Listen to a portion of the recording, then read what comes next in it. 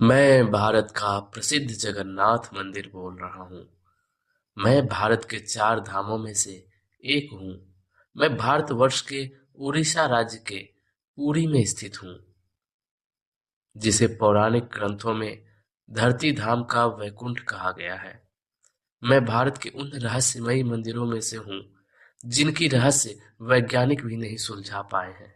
मैं एकमात्र ऐसा मंदिर हूँ जहाँ भगवान श्री कृष्ण, उनके भाई बलराम और उनकी बहन सुभद्रा की लकड़ी की मूर्तियों में स्थापित हैं।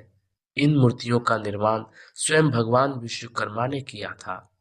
मेरे यहाँ स्वयं भगवान जगन्नाथ यानी श्री कृष्ण विराजते हैं। मैं वही प्रसिद्ध मंदिर हूँ जहाँ की रथ यात्रा विश्व प्रसिद्ध है। मैं वही मंदिर हूँ जो समुद्र के किनारे बसे होने के बावजूद मेरे अंदर समुद्र की आवाज नहीं सुनाई देती। मैं वही मंदिर हूँ जिसके गुंबद पर कोई भी पक्षी नहीं बैठ सकता और साथ ही मेरे ऊपर से भी कोई गुजर नहीं सकता। आपको जानकर हैरानी होगी कि मेरे ऊपर लगा ध्वज हमेशा हवा की विपरीत दिशा में लहराता है। मेरे सर पर लगे सुदर्शन चक्र को आप किसी भी दिशा से देख सकेंगे, तब आपको लगेगा कि उसका मुंह आपके सामने ही है। भगवान जगन्नाथ के प्रताप से मेरे यहाँ कभी भी प्रसादी की कमी नहीं होती और मेरे यहाँ प्रतिदिन हजार से लेकर लाखों लोगों को भोजन कराया जाता है, चाहे श्रद्धालु की संख्या में कितनी भी बढ़ोतरी क्यों ना हो जाए। मेरे यहाँ बनने वाले प्रसाद में कभी कमी नहीं आती। मेरे यहाँ तैयार होने वाले प्रसाद को बनाने के लिए 500 रसोइये और 300 सहयोगी दिन रात लगे रहते हैं। इससे आप मेरे इस रसोई की विशालता का अंदाजा लगा सकते हैं। आज मैं इस वीडियो के माध्यम से भगवान जगन्नाथ के चमत्कार और मुझ पर हुए आक्रमणों के बारे में बात करूंगा।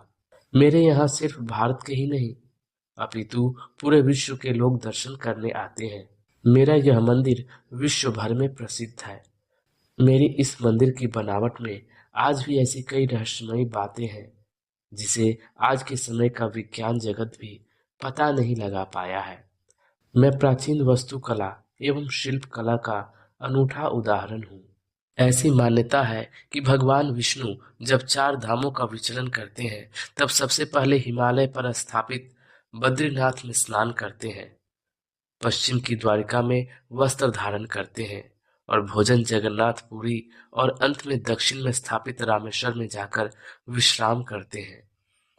अगर मैं मेरी वास्तुकला की बात करूं, तो मैं भारत की सबसे शानदार मंदिरों में से एक जगन्नाथ मंदिर हूं। मैं अपनी उत्कृष्ट उड़िया वास्तुकला के लिए प्रसिद्ध हूं। मैं तकरीबन 4 लाख वर्ग के क्षेत्र में फैला दो आयताकार दीवारों से घिरा हूं। मेरी बाहरी दीवारों को मेघनाथ पचेरी कहा जाता है। यह दीवारें 20 फीट ऊंची है। समुद्र को कुर्म बेड़ा कहा जाता है। वह मुख्य दीवार को घेरता है। मुख्य मीनार या शिखर दूसरे बने हुए शिखर की तुलना में अधिक ऊंचा है, जिसमें देवताओं का घर है।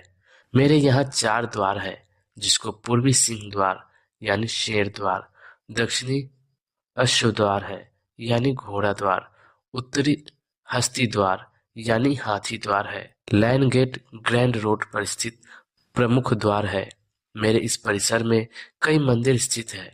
इसके साथ साथ मेरे शीर्ष पर एक पहिया, जिसको नीला पहिया कहा जाता है। नीला चक्र अलग अलग धातुओं से बना और हर दिन इसी चक्र पर नया झंडा फहराया जाता है। मैं अपनी शानदार चमक के साथ आपको शास्त्रीय युग में ले जा सकता हूँ। मेरे यहाँ सिर्फ भारत ही नहीं, अपितु पूरे विश्व अपितु पूरे विश्व के लोग दर्शन करने आते हैं। भगवान जगन्नाथ के मेरे इस मंदिर की बनावट में आज भी कई ऐसे रहस्यमयी बातें हैं जिसे आज के समय का विज्ञान जगत भी पता नहीं लगा पाया है। दोस्तों, अगर मेरे निर्माण कला की बात करूं, तो मेरा निर्माण गंग वंश के शासक और कलिंग के महाराजा अनंत वर्मन चौड़गंग देव ने शुरू करवाया था। मंदिर परिसर में स्थित जगमोहन और विमान विभाग का निर्माण राजा अनंत वर्मन के शासनकाल में 1148 के दौरान किया गया था। राजा अनंत वर्मा के बाद 1197 के आसपास उड़ीसा के शासक अनंत भीमदेव ने मेरे निर्माण कार्य को पूरा करवाया। मेरे यहाँ 1558 तक पूजा की जाती थी। उसके बाद अफगानिस्तान ने मंदिरों को तोड़ना और खंडित करना शुरू कर दिया। उसने एक एक करके सारे मंदिर खंडित कर दिए या उनको पूरी तरह से नष्ट कर दिया।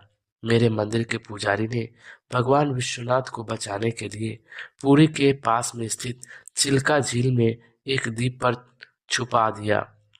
अफगान आक्रमण के कुछ समय बाद राजा रामचंद्र देव ने पुनः इस क्षेत्र में अपना स्वतंत्र शासन स्थापित किया।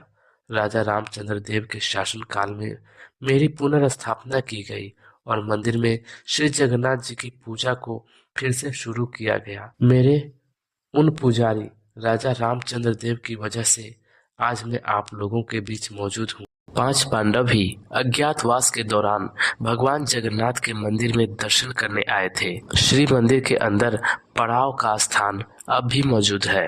भगवान जगन्नाथ जब चंदन यात्रा करते हैं तो 5 पांडव के साथ नरेंद्र सरोवर जाते हैं। महाराजा रंजीत सिंह ने अंतिम दिनों में यह वसीयत भी की थी कि विश्व में अब तक की सबसे मूल्यवान कोहिनूर हीरा मैं इस मंदिर में दान करूंगा, लेकिन यह संभव ना हो सका क्योंकि उस समय तक ब्रिटिश ने पंजाब पर अपना अधिकार करके उनके सभी शाही संपत्ति को जब्त कर लिया था। वरना कोहिनूर हीरा भगवान जगन्नाथ के मुकुट की शान होता। यह वर्णन कुछ पुराणों में भी मिलता है कि पूरी धाम की सदियों से रक्षा भगवान हनुमान करते हैं। मेरे ऊपर 9वीं शताब्दी से लेकर 19वीं शताब्दी तक कुल 18 आक्रमण हुए, लेकिन भगवान जगन्नाथ की कृपा से उन सभी आक्रमणों को सहने के बाद भी आज भगवान की सेवा में खड़ा है। तो दोस्तों, ये थी भारत के प्रसिद्ध जगन्नाथ मंदिर की कहानी, जिसमें आपने इसके इतिहास से लेकर इसके बारे में संपूर्ण जानकारी प्राप्त की। भारत में इतने रहस्यमय और चमत्कारी मंदिर है जहां भगवान का चमत्कार साक्षात देखने को मिलता है, लेकिन दुर्भाग्य है कि अपने ही धर्म के लोग भगवान को काल्पनिक मानते हैं और इसी वजह से हिंदू के भगवान को उन्हीं के घर से हटा दिया जाता है। ऐसे चमत्कारी मंदिर होने के बावजूद विश्व के आश्चर्य में इसको कोई स्थान नहीं मिलता। आपको अपने धर्म पर गर्व होना चाहिए और इसकी प्रसिद्धि के बारे में सबको जरूर बताना चाहिए। आपको वीडियो अच्छा लगा हो तो चैनल को सब्सक्राइब जरूर करें, जिससे आपको ऐसे ही अन्य वीडियो को भी समय समय पर देखने को मिलते रहे। मिलते हैं अगले वीडियो में, तब तक के लिए जय जगन्नाथ।